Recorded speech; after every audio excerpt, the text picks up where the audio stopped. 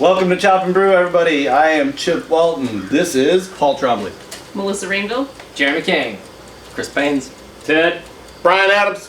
and we are sitting here surrounded by wonderful boiling wort with wet hops going in, dried hops going in. It's a crazy kind of, you can't say hop madness. So Hop Insanity? Yeah. Hop Insanity 2013. This is part 3 to Growing Hops at Home, in which we show you how to pick and wet hop your beers. So we got 2 beers going. These guys have a really crazy plan in mind, and we're having a good time. Am I right? Are we having a good time? Word. Cheers. Word. Word. A moderately good time. Melissa? I am so having a good time. I'm having a very good time. So, right along with us, we got some crazy stuff coming up. Chop for chop. Brew for brew. Brew and hops.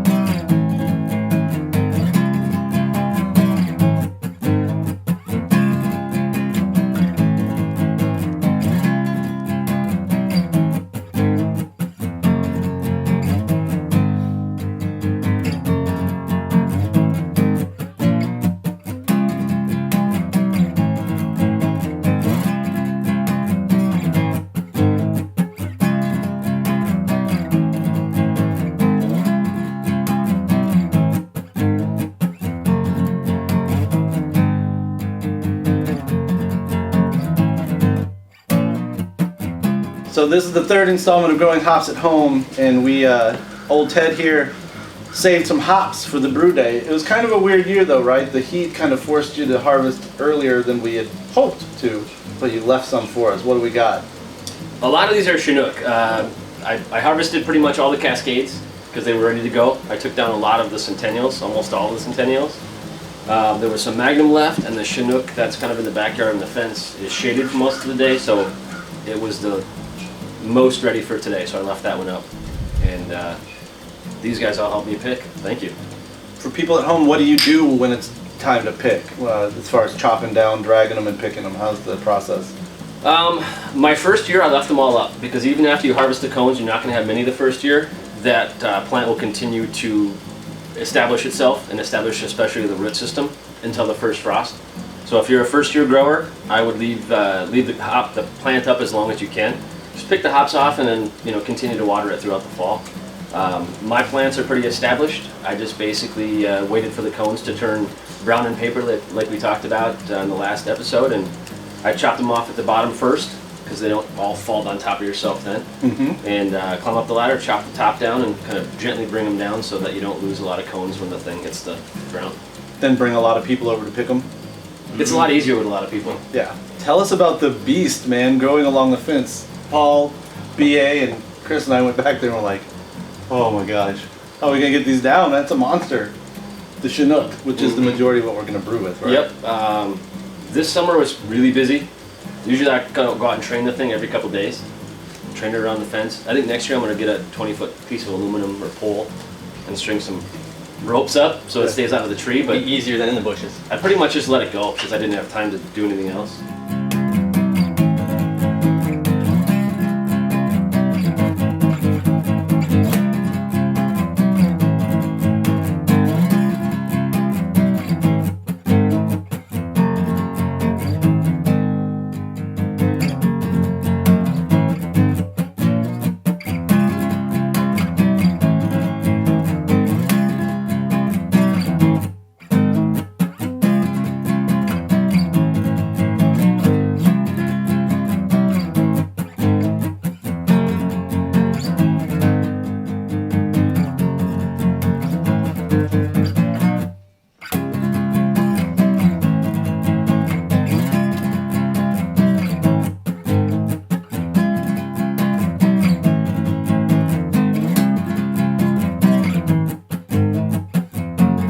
And when we picked them, they filled about a bucket and a third, a 5-gallon bucket and a third. Have you any idea, No, two. by eyeballing it, how much that is, poundage-wise, weight-wise? I can give you an idea.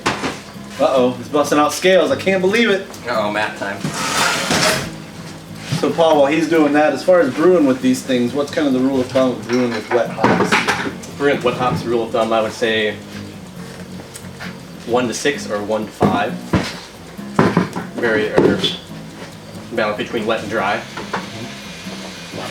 6 ounces of wet if you use 1 of dry. Correct. 6 to 1, 6 ounces to 1 ounce. Wet versus dry. 12 pounds. 12 pounds. 12 pounds wet. 12 pounds wet. So tell me about the, what are we brewing? What did you guys decide to go with? It's kind of off the wall. Chinook was first word hop. Yep. There was maybe, I don't know, an ounce of wet in each. Box full. Did we put a whole box full? No. No.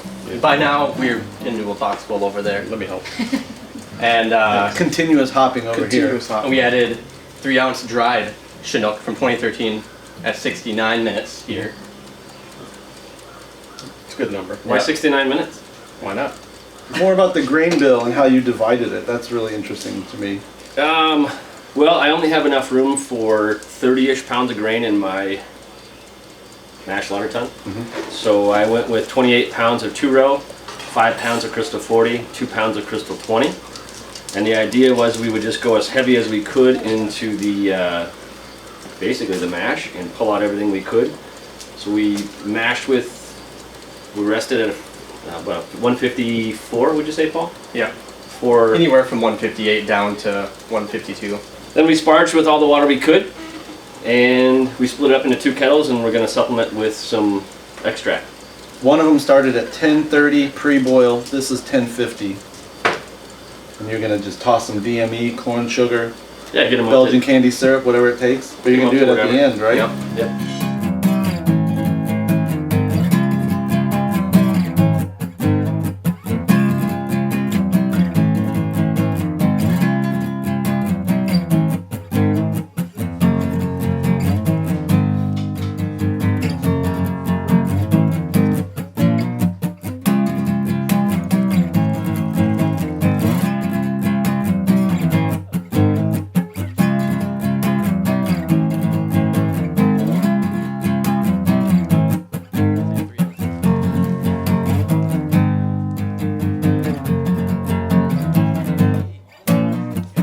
What's the cherry on the top of this wet hot brew day gonna be? Well, I'm going to clean the mash tun out. It's got a false bottom in it. I'm going to take all of the hops I've got in the freezer from this year and last year, put everything I've got in here, and put the rest of the wet hops.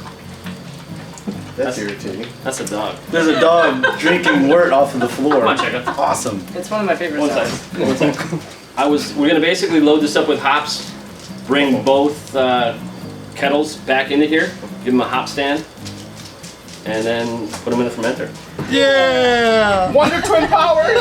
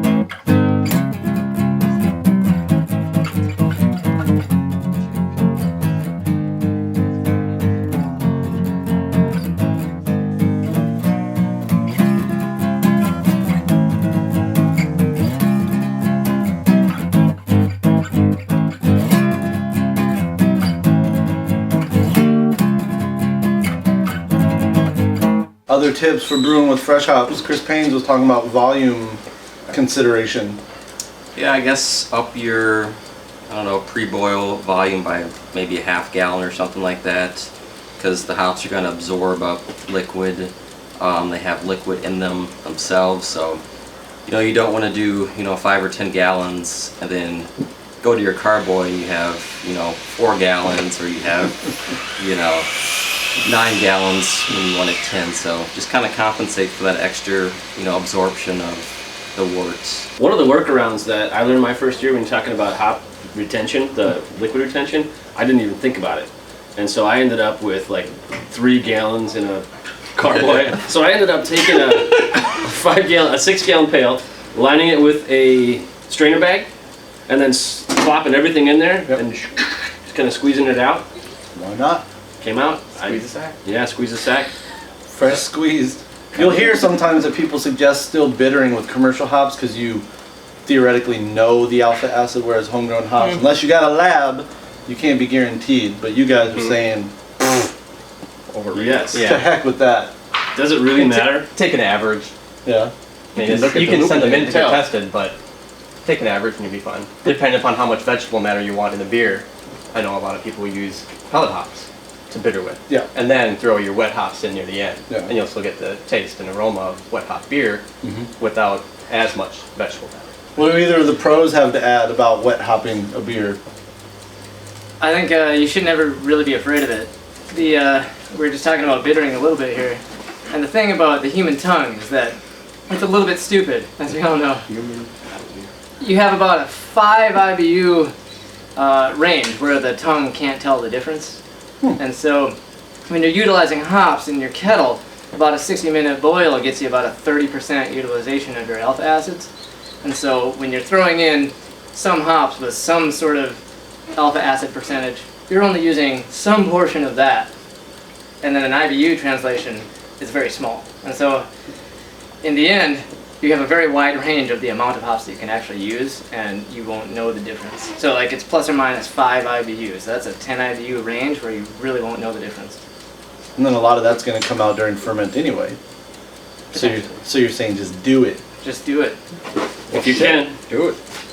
Yeah, if you're using like whole leaf hops or freshly picked hops that have, you know, the leaves and the bract and the bracteal parts of it on there, you're kind of extracting, you know, tannins and polyphenols out of it. So you can kind of counteract that by doing a, I don't know, first wort addition and kind of volatilizing and, you know, boiling off some of those, you know, unwanted flavors. That way it kind of mellows out throughout the boil versus like a late addition where you still have some of that vegetal, raw, earthy, you know, grainy flavor to it. So I think the longer you kind of boil it, the more you kind of mellow it out. One thing people have asked is, what do I do once winter comes? When I grew them in containers, just took them down to the soil and mulched them. And just, I would move the containers into the garage because I could, but obviously your backyard hops are not mobile. So what do you do in the winter? Same kind of theory? I leave 6-8 inches of the vine. Okay. I chop them down, like I said, first frost. And then usually I'll get enough leaves where I've got to vacuum them up, and my vacuum, the Toro Dealy thing, grinds them up into mulch. Okay. So I just take a bag of that, put leaves over them, call it good. And next spring, magically, Magic. shoots just start. Yeah. And one thing that's interesting is I've always mulched the 4 by the house. I've never done anything to the Centennial and the Chinook. On the fence. Yeah, I've never done a thing to them. I just figured I'd throw them in the ground and leave them, see what happens. So whether you do or you don't, I don't think it really makes a hill of beans a difference. Well, we got to get to cleaning this thing and finishing up this super wet hop brew day. I want to thank everybody who was upset when they didn't think they were going to get a wet hop episode. I want to thank Ted for making sure it happened. I want to thank you guys for showing up. Kinged, reigned, Major Pains, Pained. Badass. Oh, what's up? Danger, Maximus, You already hit me. Chap Wilton. Whatever, he's worth it. It's his Alright, my house. bad, my bad.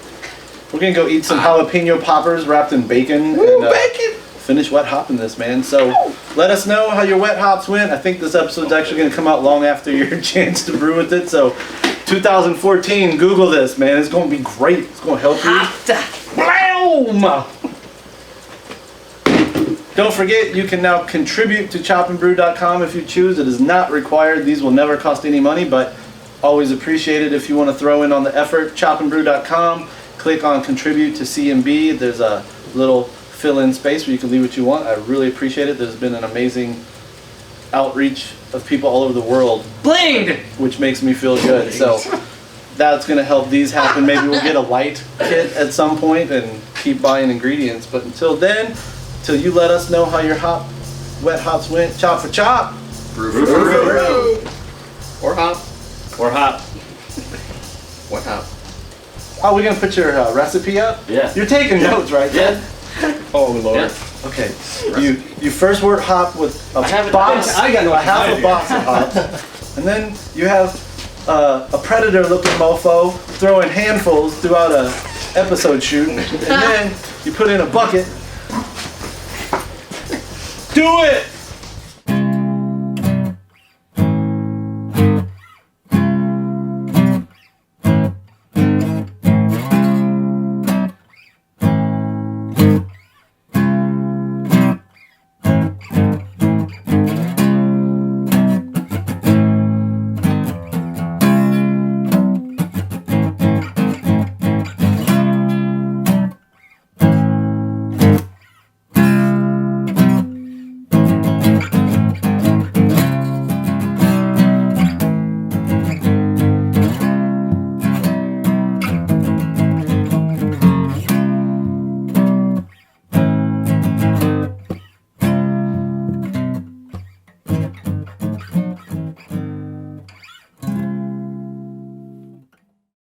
If you did it Yeah, now, would it get better bitterness?